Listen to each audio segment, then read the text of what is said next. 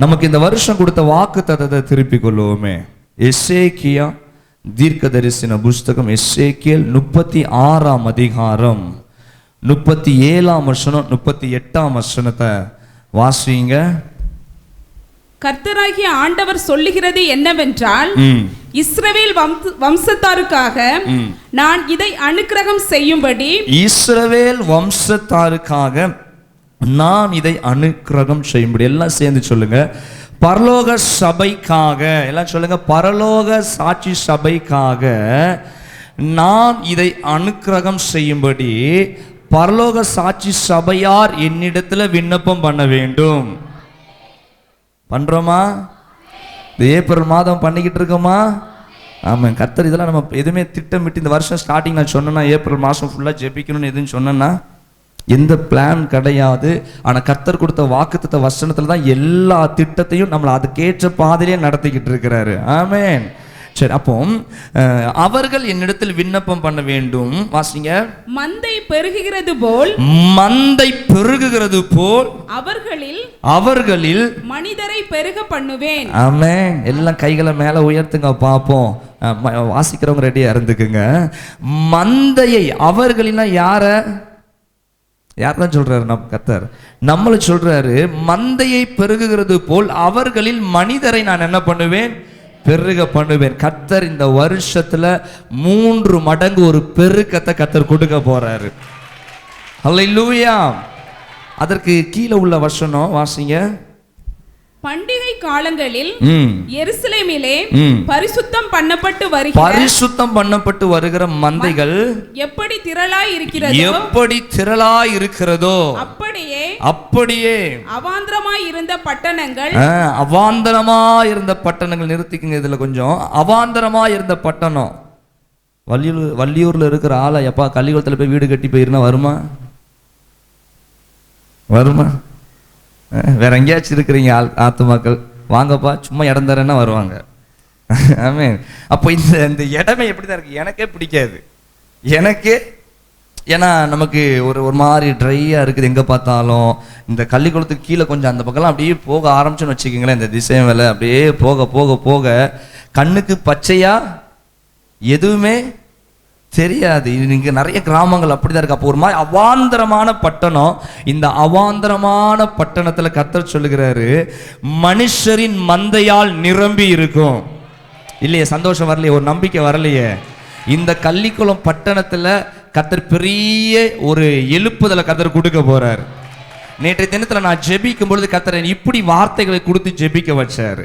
நம்ம இந்திய தேசத்துல கிட்டத்தட்ட ஒரு 150 கோடி மக்கள் இருந்துகிட்டு இருக்கிறாங்க. இந்திய தேசத்துல 150 கோடிக்கு மேல ஆட்கள் டெவலப் ஆகி போய்கிட்டே இருக்கிறாங்க. எல்லாமே வளர மாட்டேங்குது, இது மட்டும் வளர்ந்துகிட்டே போகுது. அப்போ நான் இந்தியா விட்டுட்டேன். தமிழ்நாட்டுல கிட்டத்தட்ட ஒரு 110% கிறிஸ்தவர்கள் இருப்பாங்க. அவ்வளவுதான். அதுக்கு மேல ரொம்ப இருக்கவே கிடையாது. மிச்ச 90% அந்நிய ஜனங்களா தான் இருக்கிறாங்க.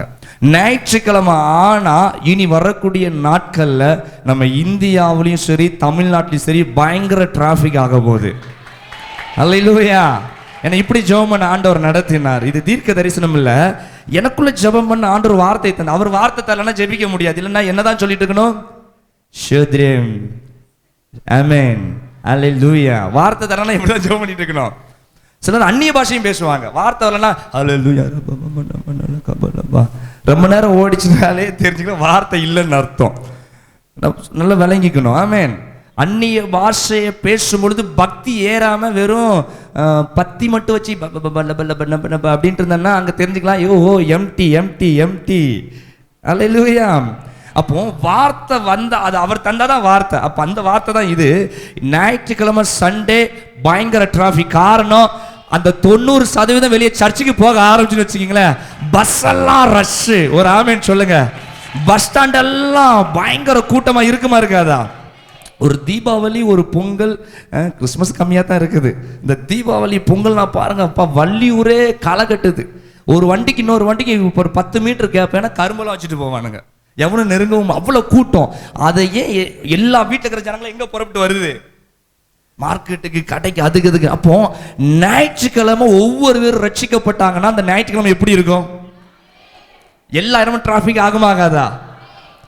சென்னையில் அது என்ன 1000 லைட்டா 1000 விளக்கு பகுதி பாஸ்டர், அது ஏதோ ஒரு மவுண்ட் சொல்லுவாங்க, சின்னமலைங்கிற இடம் சென்னையில். பாஸ்டர் மோகன் நியூ லைஃப் ஏஜி சர்ச் இருக்குது. அன்னைக்கு சண்டே மட்டும் போய் பாருங்க, கண்ணு கெட்டாத தூரம் வரைக்கும் பைக்கும் காரும் பயங்கர டிராஃபிக் ஆகும். கவர்மெண்ட்ல இருந்தே அன்னைக்கு டிராஃபிக் போலீஸ் இறக்கியிருக்கான் சர்ச்சுக்கு. அவ்வளவு டிராஃபிக் ஆகும். அப்போ ஒரு 5 வருஷத்துக்கு முன்னாடி அங்க 30,000 விசுவாசி.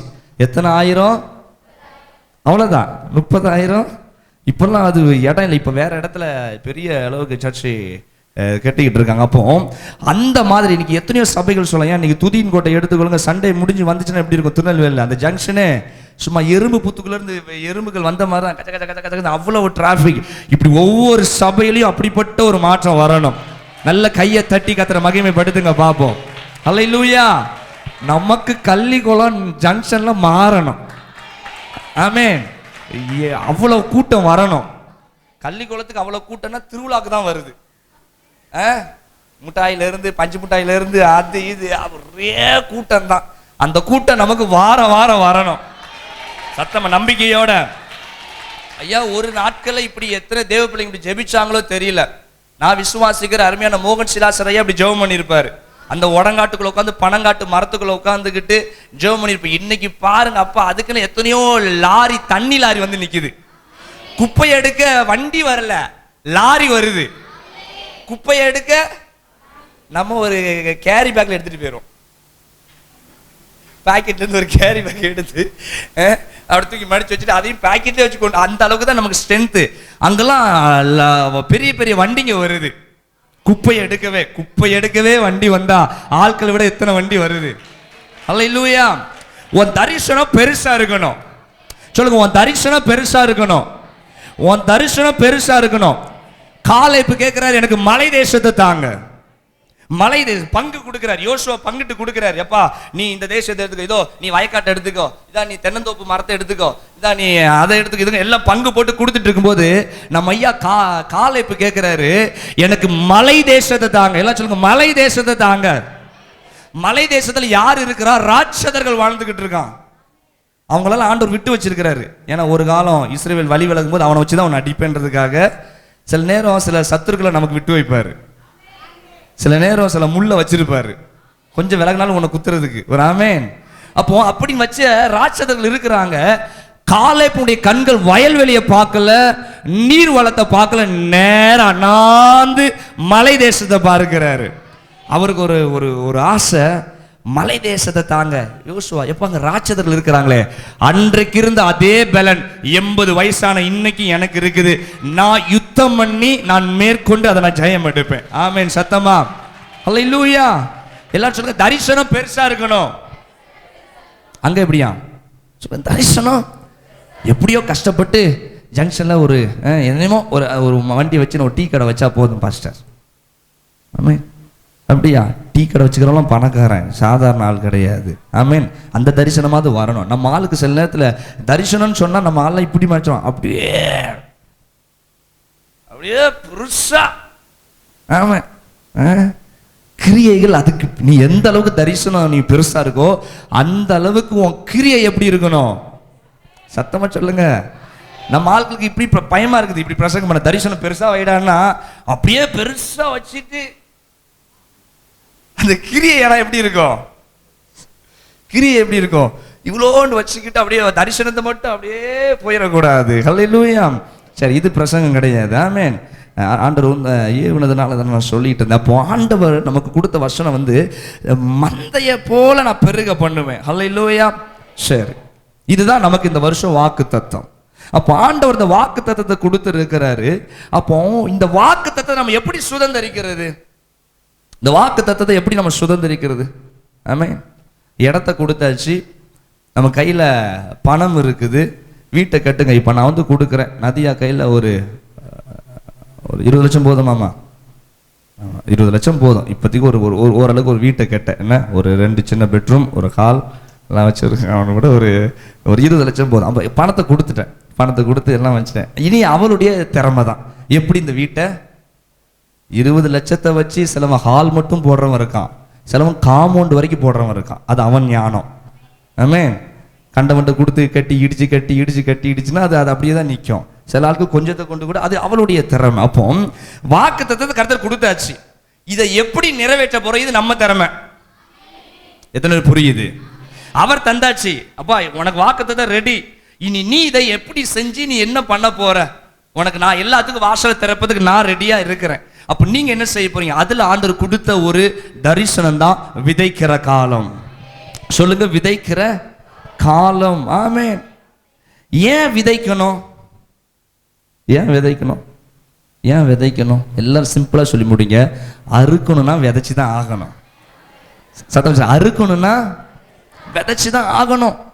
எப்பா நல்ல வெயிலா இருக்குது, இளநீ குடிக்கணும் அப்படின்னு கேட்குறோம். மரத்துல இருந்து அறுத்தா தான் இளநீ குடிக்க முடியும். நமக்கு ஆசை இருக்குது, மந்த பெருகிற மாதிரி என்ன பண்ணணும்? சத்தமா சொல்லுங்க. எப்ப என்ன ஆசைப்பா? பெருகணும். எத்தனை ஆசைப்படுறீங்க?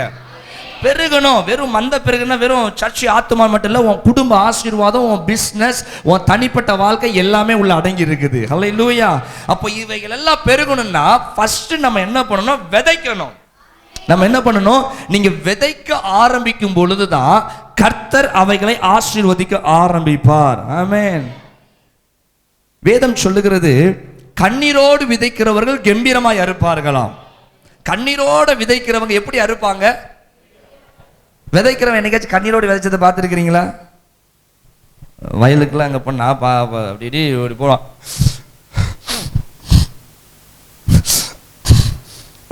அப்படி அலுவனி மூஞ்சி மாதிரி யாராவது விதைச்சிருக்கிறானா? அப்போ அந்த வசனம் என்னது? அப்படியே அந்த கண்ணீர் சொல்லல. அப்போ ஆண்டவர் அதை எப்படி சொல்லுகிறாரு? உன் குடும்பத்தில் அன்னைக்கு பயங்கர சண்டை, உன் வீட்டுக்குள்ள பயங்கர போராட்டம். என்ன? கை கலப்பு மட்டும்தான் இல்ல, வார்த்தையினால டிஷ்யூம் போட்டுக்கிட்டு இருக்கிற அவ்வளவு சண்டை, தர்க்கம், அப்படி பக்கத்துல வரைக்கும் கை வந்துட்டு அப்படின்னு வந்துட்டு, ஆனாலும் கர்த்தர் பாதுகாத்து எடுத்துட்டாரு. அப்படி இப்படி பயங்கர ஒரு போராட்டம், குடும்பத்துக்குள்ள ஒரு சமாதானம் இல்லை. அப்படிலாம் இல்லை. அந்த போராட்டத்திலையும் ஃபோன் கால் வருது, சிஸ்டர் வண்டி இப்போ எந்த ஏரியா சொல்லலாம், அந்த ஏரியா சொன்னா என்னத்தான் சொல்றேன்னு நினைச்சிருவீங்க. சிஸ்டர் வள்ளியூருக்கு வண்டி வந்துருச்சு. உடனே எல்லாத்தையும் போட்டு கடற்கரை டைம் ஆயிடுச்சு, சர்ச்சுக்கு நீ ஓடி வர பாரு. உன் விதைக்கிற விதைப்பை கர்த்தர் பார்க்கிறாரு. ஹல்லேலூயா. உங்க கிரியையை பார்க்கிறாரு. நிறைய தேவை இருக்குது. திருமணத்துக்கு தேவைன்னு வச்சுப்போமே, நிறைய தேவை, லட்சக்கணக்கா பணம் தேவை இருக்குது. அப்ப லட்சக்கணக்கா பணம் தேவை, ஒவ்வொன்றுத்துக்கு கணக்கு போட்டு பார்த்தாலும் இன்னும் நமக்கு ஒரு 1 லட்சம் ரூபாய் தேவை இருக்குது. இவ்வளவு தேவை, மூச்சு முட்டுற அளவுக்கு எது 1 ரூபா பணத்தை கூட ஒரு ஊக்கு வாங்கணுங்க. ஒரு பாக்கெட் பஸ் ஸ்டாண்ட்ல போய் ஒரு ஊக்கு வாங்கணும், அதுக்கு கூட எண்ணி பார்த்து தான் அந்த ஊக்கு பாக்கெட்டை நான் வாங்கணும். அப்படிங்கிற ஒரு அந்த நேரத்திலையும் கூட, அந்த நெருக்கத்திலையும் கர்த்தருக்காக கொடுக்கிறது. அல்லேலூயா. நான் சொல்றது புரியுதா? ஆமென்.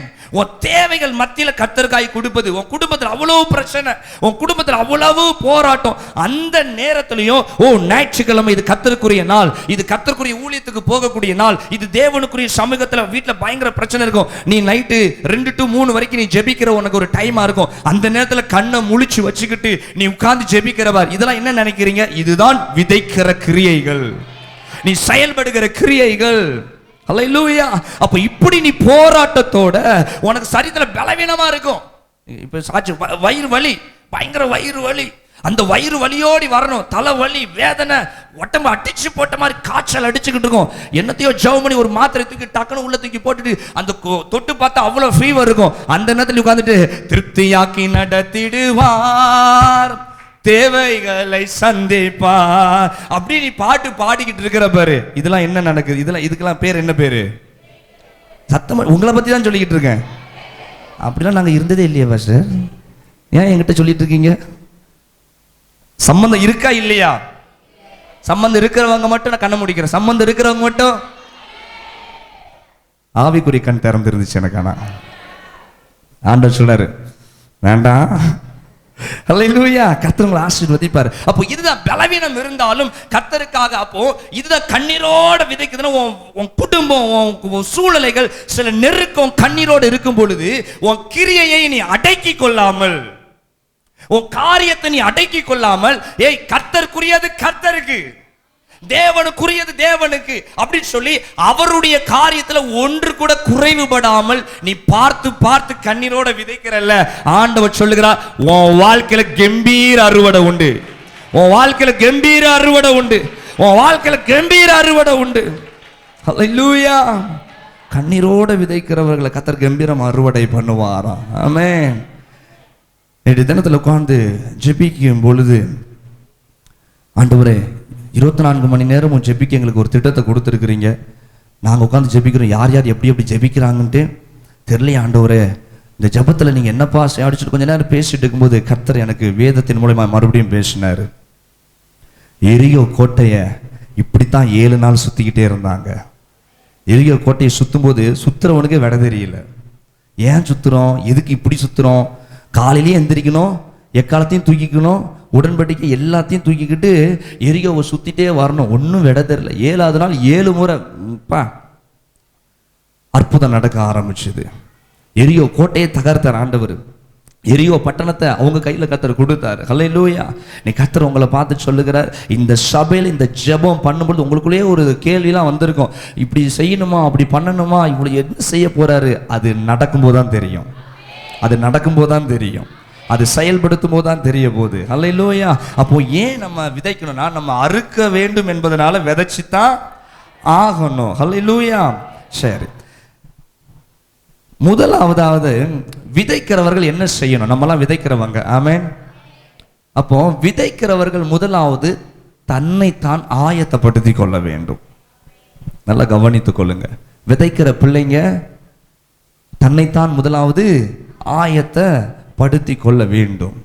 விதைக்கிறவன் வயல்ல போய் விதைக்கிறான்னு நினைச்சுக்கிங்களேன், எனக்கு தெரியல, ஒருவேளை அதிகாலையிலே எழுந்திருப்பாங்கன்னு நினைக்கிறேன். ஆமென். அதிகாலையிலே எழுந்திருக்கணும். அந்த விதைலாம் எங்க இருக்குது? காலையிலேயே சீக்கிரம் சாப்பிடணும், இல்லைன்னா சாப்பாட்டுலாம் ரெடி பண்ணிட்டு ஒரு 9 மணிக்கு அது வயக்காட்டில் போய் உட்காந்து சாப்பிடணும். விதைக்கிறதுக்கு எதுவுமே தடை வராதபடிக்கு எல்லாவற்றையுமே கரெக்டாக ஆயத்தப்படுத்துவான். ஆமென். சத்தமா சொல்லுங்க பாப்போம். ஹல்லேலூயா. இப்போ இந்த இடத்துல நீங்க ஆண்டவருக்காக விதைக்கிறதுக்கு நீங்க ரெடியா இருப்பீங்கன்னா, முதலாவது உங்களை நீங்களே ஆயத்தப்படுத்தி கொள்ளணும். பக்கத்துல பார்த்து சொல்லுங்க, உங்களை நீங்க ஆயத்தப்படுத்தி கொள்ளுங்க. நீங்க சொல்லுங்க, நீயும் ஆயத்தப்படுத்திக்கோமா. ஆமென். ஏன்னா நீ ஆண்டவருக்காக விதைக்க வரணும்னு நீங்க புறப்படுவீங்க. இந்த மாதத்துல இருந்து நம்ம ஆண்டவருக்காக விதைக்க வரணும்னு சொல்லி நீங்க போகும்பொழுது, இப்போ ஒரு வயல்ல ஒருத்தன் விதைக்க போறான். இப்போ அருள் வச்சுங்க, அவன் ஒரு விவசாயி. என்ன அருள் விவசாயி. அவன் விதைக்கணும்னு விதைக்க அப்படியே பேக்கெல்லாம் தூக்கி போட்டு சமத்துவபுரத்துல இருந்து எக்ஸல் பைக்ல விதைக்கிறதுக்கு விதையெல்லாம் எடுத்து வச்சுட்டு பேக்கெல்லாம் எடுத்து வச்சுட்டு அருள் புறப்பட்டு போகும்போது, அப்படியே வரும்போது ராமதாஸ் குறுக்க வருவான். டேய் வள்ளி வரைக்கும் போறேன், வரியாடா அப்படின்னு தடை வரும். விதைக்கும் போகுது ஒன்னே இப்படி பார்ப்பான், சாமிக்கு ரங்கது பாப்பாரு, உன்னை யாருப்பா தட, நான் விதைக்க போறேன், ராமதாஸ் இருக்குண்டா நம்ம அப்புறமா பார்ப்போம். வெளியே ஆர்ச்சை தாண்டி வருவான், ஜெயக்கொடி ஆட்டோல போகும்போது வருவான், டேய் வரியாடா நம்பி கோயில் போறேன், உடனே அப்படி பார்ப்பான். இப்போ அப்பா இருக்க மாட்டாரு, தெரிய மாட்டாரு. அப்போ அவனு சேச்சா பேக்கு ஃபுல்லாக நான் விதைய வச்சிருக்கிறேன், இதை வச்சோம்னா வேலைக்கு ஆகாது, இன்னைக்கு விதைச்சாதான் நம்ம குடும்பம் நாளைக்கு சாப்பாடு, அதனால என்ன பண்ணணும். அப்போ பல தடைகள் வரும். ஆமென். சத்தமா சொல்லுங்க பாப்போம். நீ ஆண்டவருக்காக எழும்பாத வரைக்கும் உனக்கு தடையே வராதுயா. நீ எப்போ முழங்கால் படி போட்டு ஜெபிக்கணும்னு உட்கார்ந்தியோ அப்போ நடு எலும்புல உயின்னு ஒரு வலி வரும். ஆமென். ஒரு மாதிரி இருக்கும், ஒரு மாதிரி வலிச்ச மாதிரியே, வலிக்காது ஆனா வலிச்ச மாதிரியே இருக்கும். அப்பதான் பல வேலைகள் 5 வருஷத்துக்கு முன்னாடி விட்ட வேலைலாம் 5 நிமிஷத்துல ஞாபகம் வந்துடும். 5 வருஷத்துக்கு முன்னாடி விட்ட வேலை எப்போ வந்துடும்? நீ முட்டி போட்ட 5 நிமிஷத்துலயே அந்த ஞாபகம் எல்லாம், ஓ அங்க போகணும், ஓ சரி சரி போகணுமே, ஏதோ நம்ம ரொம்ப கடமையில இருந்த மாதிரி ஜெபிக்கும் போதுதான் நமக்கு என்ன எல்லாருக்கும் வர மாதிரியே இருக்கு. அப்போ நீ விதைக்கணும்னு நினைச்சாலே தடை வரும். நீ கர்த்தருக்காக நீ முன்னேறி போகணும்னாலே, இந்த வருஷம் பெருக பண்ணுவேன்னு சொன்னாரியா, கர்த்தரின் பேர்ல திவால் ஆயிருச்சு. சத்தமா சொல்லுங்க. ஆனாலும் கர்த்தர் அப்ப விட இப்ப ஸ்ட்ரென்த் அதிகமா தான் இருக்குது, அப்ப விட இப்ப ஸ்ட்ரென்த் அதிகமா தான் இருக்குது. ஏன் சொல்ல மாட்டீங்க? வாடகைக்கு வேன்ல கொண்டு வந்திருக்கு. அப்போ நம்ம ஆண்டவருக்காக ஓடணும்னு சொன்னாலும் நமக்கு என்ன வந்துடும்? தடை வரும். அப்போ இந்த தடையெல்லாம் எப்படி சமாளிக்க முடியும்? இப்போ தம்பி விதைக்க போகணும்னா அவன் எதை மனசுல வச்சு விதைக்க போவான்?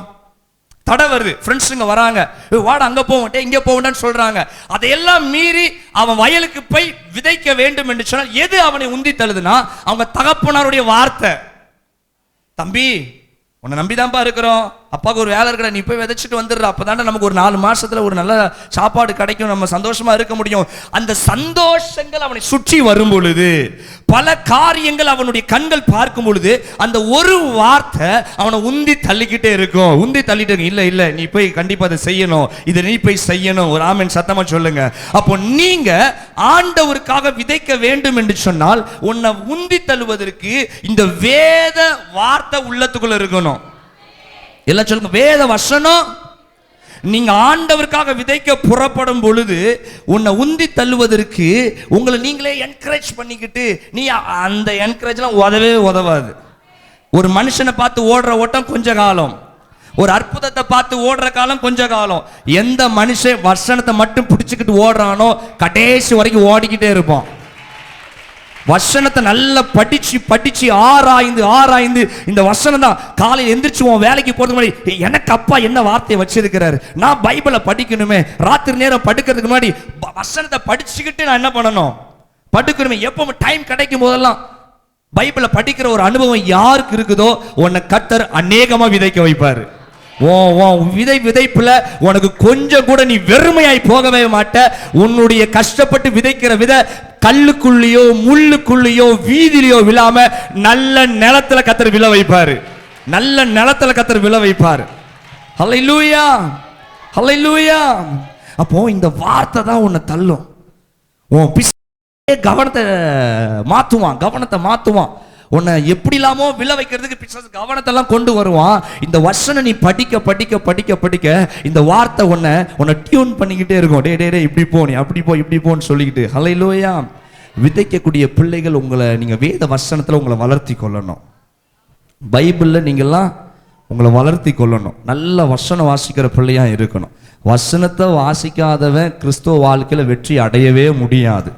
இது உண்மை. வசன ஞானம், வேத சத்தியத்தை வாசிக்காம உங்களால நிச்சயமா ஒரு பரலோகம் போகிறதுக்கு விசுவாசியா உங்களால இருக்கவே முடியாது. நல்ல வசனத்தை வாசிக்கிறவங்க மட்டும்தான் முழுமையான தேவ பிள்ளைகளா இருப்பாங்க. ஆமென். அதனால வசனத்தை நீங்க என்ன பண்ணணும், வளர்த்துக்கணும். 2வது ஜெபம். உங்களை விதைக்கிறவர்கள் ஆயத்தப்படுத்து வேத வசனமும். 2வது ஜெபம் நமக்கு வேணும். அதிகமாய் ஜெபிக்கிற பழக்கம். ஆமென். ஜெபிக்காதவன் பார்வை இருந்தும் குருடன். சொல்லுங்க, ஜெபிக்காதவன் கண்ணு இருந்தும் குருடன், கால் இருந்தும் முடவன். அதனால உங்க நீங்களே நினைச்சுக்கொள்ளுங்க, நான் ஜெபிக்கவே இல்லையா, என் வீட்டில் இந்த 1 வாரம் ஜெபமே இல்லை, இதுக்கு 4 வாரம் எனக்கு எல்லாமே வெட்டையா தான் இருக்கும். ஆமென். 1 வாரம் என் வீட்டுக்குள்ள என்ன இல்லை, ஜெபம் இல்லை. அந்த மாசம் ஃபுல்லா இப்படி தான் இருக்கும். தொடுறதெல்லாம் ஒன்றும் நீ தண்ணி ஊற்றுவ, உரம் போடுவ, ஆனால் அது எப்படி தான் இருக்கும், சோமாலியா குழந்தை மாதிரி தான் இருக்கும். எப்படி இருக்கும்? சோமாலியா தேசத்து உன் பிஸ்னஸ் ஆகட்டும், உன்னுடைய வேலையாகட்டும், உன் குடும்பம் ஆகட்டும், என்ன காரியமாக இருக்கட்டும், நீங்கள் ஜெபம் பண்ணாமல் உங்கள் வீட்டுக்குள்ளே இருப்பீங்கன்னு சொன்னால் அது எல்லாமே எப்படி தான் இருக்கும், அது ஒரு மாதிரி தான் இருக்கும். ஆமென். அப்போ உங்க குடும்பத்துக்குள்ள ஜெபம் இருக்கணும். எல்லாம் சொல்லுங்க, என் குடும்பத்துக்குள்ள ஜெபம் இருக்கணும். ஒவ்வொரு தனிப்பட்ட பிள்ளைகளுடைய வாழ்க்கையில என்ன இருக்கணும், ஜெபம் இருக்கணும். இவையெல்லாம் உங்களை ஆயத்தப்படுத்தும், அந்த தடைகளுக்கு எல்லாம் உங்களை விலக்கி பாதுகாத்துக்கணும். 3வது ஆராதனை இருக்கணும். விதைக்கிறவர்கள் சரியா விதைக்க போகணும்னா அவங்களுக்கு உதவியாய் நிற்கிற காரியம் வேத வாசிப்பு, ஜெபம், ஆராதனை. ஆராதனைன்னா சபை ஆராதனையில ரெகுலரா வரக்கூடியது. கையை உயர்த்தி ஹல்லேலூயா. சபை ஆராதனைக்கு ரெகுலரா, அந்த சர்ச்சினுடைய ரெகுலர் அந்த ஆராதனை ஒழுங்குல யார் யார் சரியா பங்கெடுத்து கொண்டே இருக்கிறீங்களோ அவங்க வாழ்க்கையில கர்த்தர் விதைக்க நீங்க செல்லும் பொழுது தடையில்லாமல் கர்த்தர் பார்த்து கொள்ளுவார். ஏன்னா இது கர்த்தருக்குரிய நாள் என்று வேதம் சொல்லுகிறது. இந்த நாள் எதற்குரிய நாளா, இது எனக்குரிய நாள். இந்த நாளில உன் சொந்த பேச்சை நீ பேசாமல் இருப்பாயாக. ஆண்டவர் சொல்றாரு, எனக்குரிய நாளை நீ எதை பண்ணக்கூடாது, உன் பேச்சு கூட தேவையில்லாத பேச்சு இன்னைக்கு இருக்கக்கூடாது. ஆமென். நீ எந்த இடத்துக்கு நீ போகக்கூடாதா, எங்கேயும் போகக்கூடாது. ஆண்டவர் கண்டிஷன் கூட, எனக்குரிய நாட்களை நீ எனக்கு பயன்படுத்தணும். அந்த நாள் முழுவதும் யாருக்காக தான்? உண்மையை சொல்லுங்க, அந்த நாளை முழுசு நம்ம பயன்படுத்துறோமா? ஆமென். அதெல்லாம் இன்னைக்கு 2019, இன்னைக்கெல்லாம் ரொம்ப மாறிட்டோம், கல்ச்சர்லாம் மாறிட்டு, அதனால நம்மளால இப்படி இருக்கவே சாத்தியமே இல்லை. அப்போ அந்த ஆராதனைக்குரிய நேரம் நமக்கு வச்சிருக்கிற ஒரு நேரம், ஒரு 10 to ஒரு 12:15, ஒரு 12 மணி, இந்த நேரத்தையாவது நம்ம கர்த்தருக்கு சரியாகி கொடுக்கணும். நல்லா புரிந்து கொள்ளுங்க. உங்களுடைய வாழ்க்கையில அறுவடை வேண்டும் என்று சொன்னால் நீ விதைத்தே ஆக வேண்டும். நீ ஒழுங்கா விதைக்கணும்னா இந்த 3 காரியம் உங்க வாழ்க்கையில இருக்கணும். வேத வாசிப்பு, ஜெபம், ஆராதனை. இந்த 3 இல்லாதவன் நீ ரொம்ப காலம் விதைச்சுக்கிட்டே இருப்ப. 20 வயசுல விதைக்க ஆரம்பிப்ப, 50 வயசுல திரும்பி பார்ப்ப, இவ்வளோன்னு தான் சேர்ந்துருக்கும். எவ்வளவுதான் சேர்ந்துருக்கும்? 35 வருஷம் நீ மாடு மாதிரி விதைச்சுக்கிட்டே இருந்திருப்ப. மாடு மாதிரி நீ விதைக்க விதைக்க பிசாசு என்ன பண்ணிட்டே இருப்பான்? நீ இப்படி விதைப்ப, அங்க வந்து இவன் கேட்ச் பண்ணுவான். நீ இங்க பார்த்து விதைச்சுக்கிட்டு இருப்ப. காரணம், வேத வாசிப்பு உன் வாழ்க்கையில் இல்ல, ஜெபம் உன் வாழ்க்கையில் இல்ல, ஆராதனை உன் வாழ்க்கையில் இல்ல. அப்ப எங்க இருந்து உன் வாழ்க்கை ஆசீர்வதிக்கப்படும்? எப்படி ஆசீர்வதிக்கப்படும்? ஹல்லேலூயா. இந்த 3 காரியங்கள் உன் வாழ்க்கையில சரியா இருக்குன்னு சொன்னா கர்த்தர் நிச்சயமாய் உன்னை கம்பீரமாய் அறுவடை பண்ணுவார். நல்ல கையை தட்டி கர்த்தரை மகிமைப்படுத்துங்க பார்ப்போம். ஹல்லேலூயா. ஏன்னா வேதம் சொல்லுகிறது, வாசிக்க வேண்டாம், பிலிப்பியர் 3:14 லக்கை நோக்கி ஓடணும். பந்தய பொருளை பெற்றுக்கொள்வதற்காக லக்கை நோக்கி ஓடணுமா? ஆமென். லக்கை நோக்கி ஓடாம எந்த மனுஷனும் அவருடைய பந்தய பொருளை பெற்றுக்கொள்ளவே முடியாது. இப்போ எனக்குன்னு ஒரு ஆண்டவர் லக்கு வச்சிருக்கிறார், எனக்குன்னு ஒரு பந்தய பொருள் வச்சிருக்கிறார். இவன் இந்த ஊழியத்துல இதை செய்து முடிக்கணும், இதுதான் இவனுடைய தரிசனம், இதுதான் இவனுடைய இலக்குன்னு சொன்னா அந்த இலக்குக்கு நேரா நான் ஓடினா மட்டும்தான் அதை நான் பெற்றுக்கொள்ள முடியும். வழியில பல காரியங்கள் இருக்கும், என் பாதையில பல தடைகள் வந்து நிற்கும். அதையெல்லாம் நான் பார்த்துட்டு ஓடுவேன்னு சொன்னா ஓட முடியுமா? ஒரு ஓட்டப்பந்தயம் இருக்குமே, என்ன மாறனாதான்ற பார்த்தேன். மாரத்தான், ஆமாம், மாரநாதம் இதுவும் ஒரே மாதிரி தான் இருக்கு, அப்படிதானே? மாரத்தான் ஓட்டப்பந்தயம். அந்த ஓட்டப்பந்தயத்தில் நீ ஓடிக்கிட்டே இருக்கிறன்னு வச்சுக்கிங்க, பக்கத்தில் ஒரு ரெஸ்னா கடை இருக்குது, போடா போய் ரெஸ்னா வாங்கி குடிச்சிக்கிட்டு இருக்கிற. திருப்பி உன் ஓட்டம் வேகமாகுமா குறையுமா? திருப்பி ஓடிக்கிட்டே இருக்கிற இன்னொருத்த நல்ல ஜில்லுன்னு மோர் கலக்கி வச்சிருப்பான், ஜில்லுன்னு அந்த அப்பாடா. திருப்பி உன்னை நீ தாமதிக்க ஆசீர்வாதங்களால உன்னை ஓவர்டேக் பண்ணிக்கிட்டு போய்கிட்டே இருக்குது. நீ போக வேண்டியது அங்க, நீ இருக்க வேண்டியது, ஆனா நீ இருக்க வேண்டிய இடத்துல எது கிராஸ் பண்ணிக்கிட்டே இருக்குது? நீ ஒவ்வொரு வேத வாசிப்பு நீ விட உன் ஆசீர்வாதங்களாம் எங்கேயோ போய்கிட்டே இருக்குது. உன் ஜெபம் விட உன் ஆசீர்வாதம் எங்கேயோ போய்கிட்டே இருக்குது. உன் ஆராதனை, உன் ஞாயிற்றுக்கிழமை ஓய்வு நாள் ஆராதனை நீ விட உன் கண்ணு காணவே போவோம், ஆனால் நமக்கு உணராது. ஆமென். நம்ம கண்ணு காணதான் போகும், ஆனாலும் கண்ணிருந்தும் காணாதவர்களாக, வேதம் சொல்லுகிறது, கண்ணிருந்தும் காணாதவர்களாக, வாயிருந்தும் பேசாதவர்களாக, மூக்கு இருந்தும், ஆமென், நம்ம பார்த்துட்டே தான் இருப்போம், ஆனாலும், ஆமென். அப்போ இன்னைக்கு கர்த்தர் சொல்ற இந்த காரியத்துல நீ ஒழுங்கா இருப்பன்னு சொன்னா, வழக்க நோக்கி நீ ஓடுவன்னு சொன்னா, கர்த்தர் உன்னுடைய விதைப்புகளை கம்பீரமாய் அறுவடை பண்ண வைப்பார். எத்தனை ஒரு ஆமென் சொல்றீங்க? ஹல்லேலூயா.